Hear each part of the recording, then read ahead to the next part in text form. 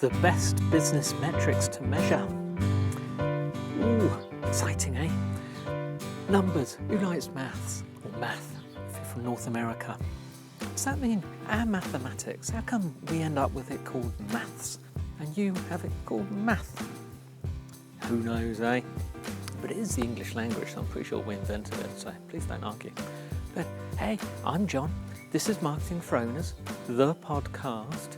You can actually, for those of you that aren't aware, by the way, there is a website which is marketingforowners.com. For is spelled F-O-R, not the number 4. Have I ever said that? I don't like to assume anything, so maybe I have assumed. Anyway, go and have a look. There are hundreds of pretty cool articles and lots of other information. And if you become a member of the Owners Club, you get extra stuff. It's like nearly 800 members. It's pretty cool. Don't you love to be in a club? I do. So, metrics. Boring. Yeah, I know. However, it's important. So which are they? Because, see, when I meet a lot of people, the first things everyone wants to talk about are their numbers. Now, the numbers, if they are large, of social media followings or email lists or things like that, that's all lovely. But when it comes down to it, they're not really important. You could have 50,000 Twitter followers, but if no one's listening to you, no one's talking to you, and you're not engaging, you might as well have 5. I know people who have 500 Twitter followers who get sales from those because they talk to them as if they're their mates and they've been doing it for ages. So it's not all about that. But these aren't the numbers that I think you should concentrate on. In a business, you need to know, first of all, your profit margin. Now, you're going to think, well, duh, yeah. But you will be amazed how many do not accurately know what their profit margin is. So, please work it out. Do you know? Do you know how to work it out? If you're not sure, if you're not really clued up on maths, don't worry. A lot of people are not. A lot of people don't like the numbers. A lot of people are worried about the numbers. What if you get it wrong? Ask your accountant or ask someone else. If you have staff or a team, there is likely to be somebody in your team who can help you, who can give you that information or can help you work it out. But unless you work it out properly and accurately, you cannot seriously operate your business. And I mean that. What I mean by seriously, you can play at business, you can treat it like a hobby, and that's fine. And when you start losing money, then figure out what to do about it. Or you could do it seriously. Those numbers are going to help you acquire new customers because it is going to cost you money to get new customers, whether you use free tools, whether you use free tactics, or whether you pay to acquire. And the reason free ones cost money is because it's going to take your time. There is nothing you can do that does not involve your time. So, are you using your time efficiently? For example, you could be writing articles or writing emails to your potential customers. Fantastic. It may take you to write an article, it may take you 4 hours to write an effective one. It may take you even longer. In that 4 hours, could you have spent your time better out visiting a customer and closing a major order? Is that your strength? Is that what you're better at? If that had made you, say for example, that makes you $1,000, could you have paid someone less than $1,000 to write a very effective article while you're out earning $1,000? So you need to apply everything into the costs, okay? Everything. Now, cost of acquisition. So the cost of getting a customer is the second metric you need to know. Of course, if you use Google AdWords, Facebook, pay-per-click, then it's very easy. You can say, okay, that for every 100 clicks, I get 2 sales. Every 100 clicks costs me $200. yeah, each one cost me the cost of acquisition is $100. Fantastic. But what about your time? Are you applying your time?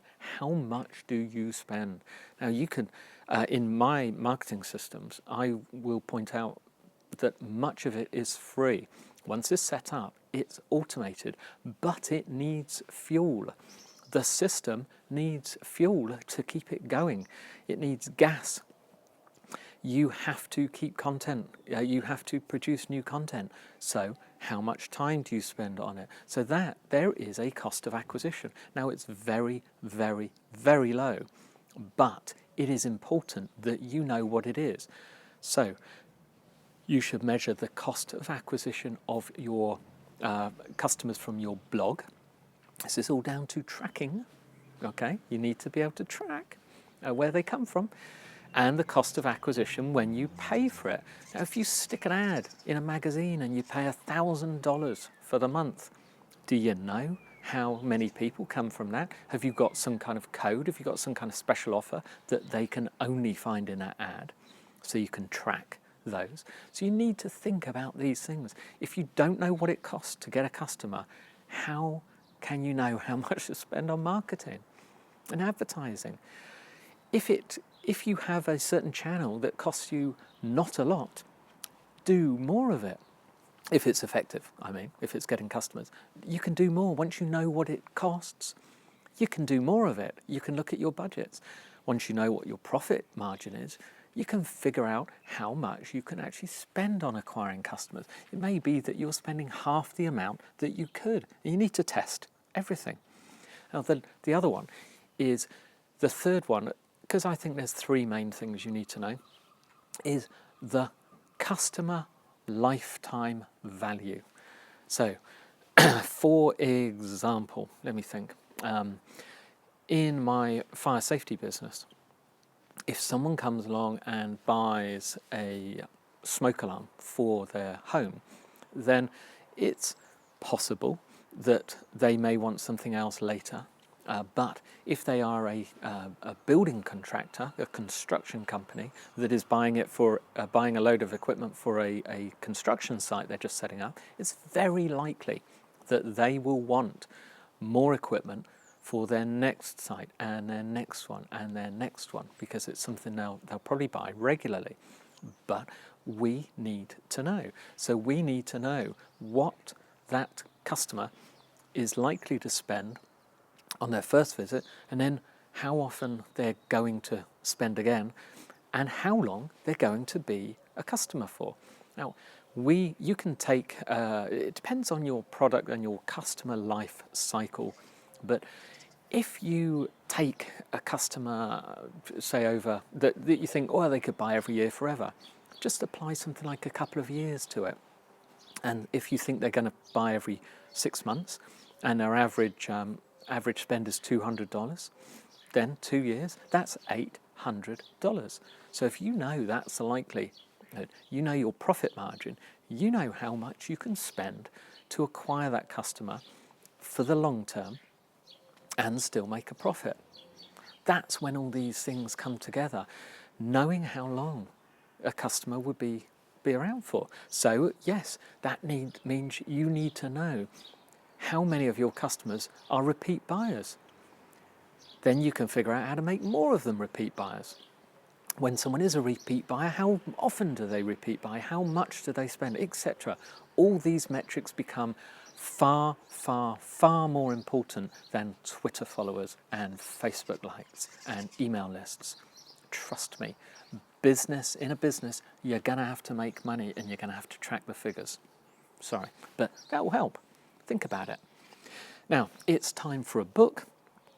Today we're recommending, I actually read this quite a while ago. It is a very, very good book. It's called The One Thing. It's by a guy called Gary Keller. In actual fact, it's by Gary Keller and Jay Papasan. But whenever I see it referred to, it's always referred to as just being by Gary Keller.